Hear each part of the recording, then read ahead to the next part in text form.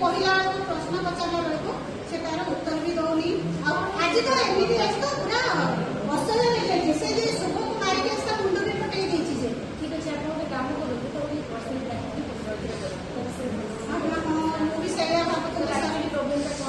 मुझे भावुली कौन करवा से पिलाटा एमती समस्त को मारुचे तो से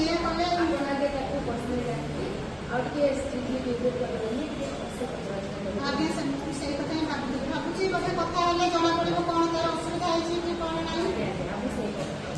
आगे ईशा मो सहित आसिल कौन है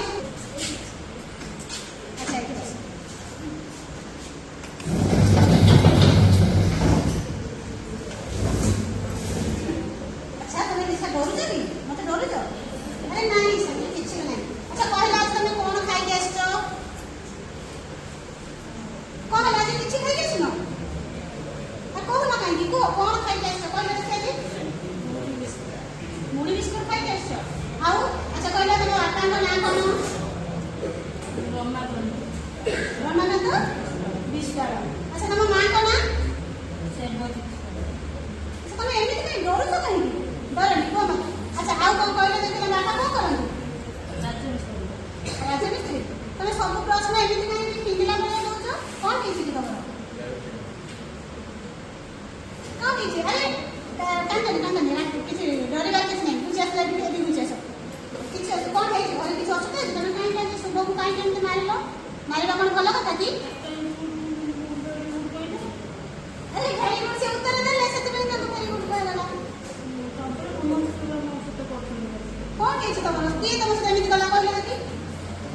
कौन है कहल अच्छा तुम घर किए अच्छा सब कहल किए सब अच्छा बापा माँ हाँ किए अच्छा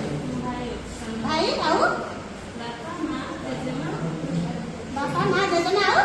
भाई अच्छा भाई कौन करे कहीं आम स्कूल में कहीं पढ़ा से कहीं डीएपी पढ़ुଛନ୍ତି सेमती ना भल स्कूल सब आम स्कूल भी भल से कहते आम स्कूल भल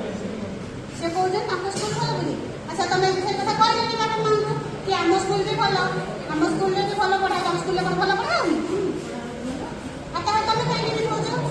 अच्छा तुम कहीं टिके कथा रागि जाऊच रागिबा कौन ठीक कथा तुम रागुच कहीं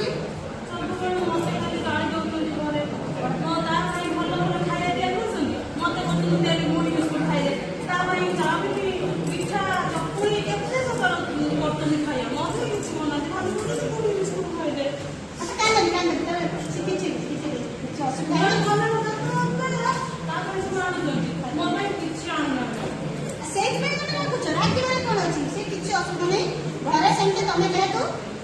बुझला सुझला पिला से कौन असुविधा है मो सब तुम बापा माँ को डकई सब विषय कथा हेल्ले तुम एमती आउ मरामरी कर क्लास में मारिबा भल कथा नुहे बुझल अच्छा हो जाओ तुम जाइए क्लास में बस जाओ तुम एमती मारिबनी है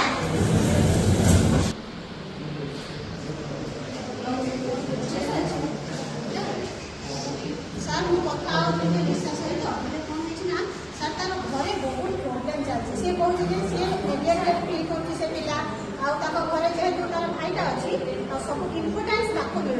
इम्पोर्टान्स से पिलाटा कौन होना बहुत डेभलप हो जहाँफल कि समस्त जोड़ी जहाँ मुझे कथा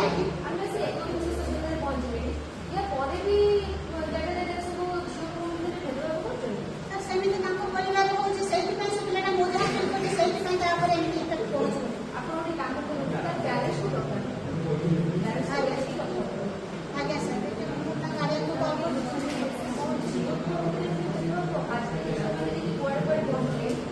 आज्ञा सर मुझे कले हम बोली मुझे बापा माँ को कल आज्ञा सर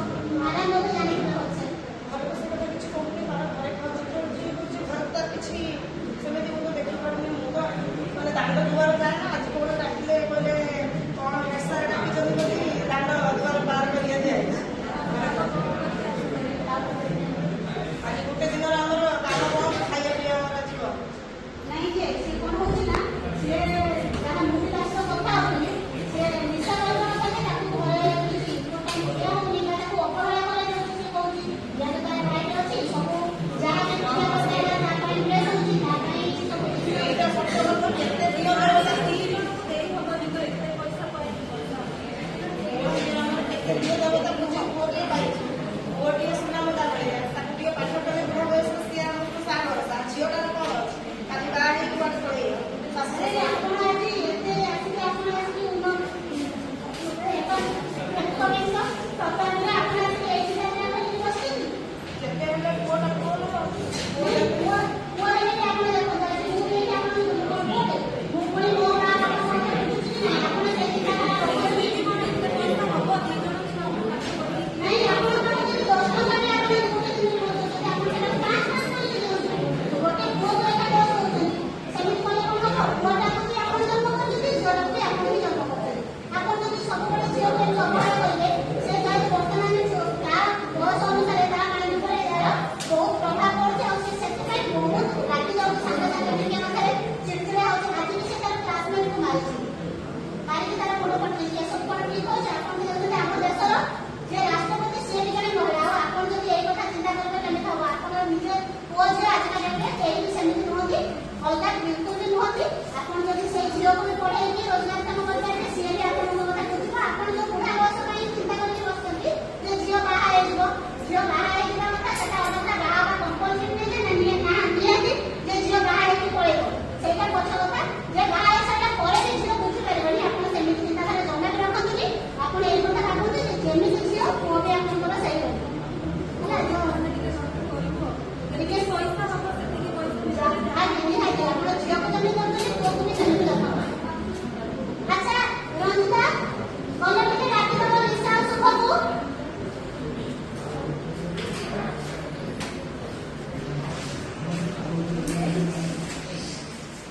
ଆଚ୍ଛା ଲିସା ଦେଖ ତୁମକୁ କହିଥିଲେ ଡକେଇ ବୋଲି ଡକେଇକି ତାଙ୍କ ସବୁ କଥା ହେଇଯାଇଛି ଆଉ ଏମିତି ସେ କେବେ ବି କରିବେନି।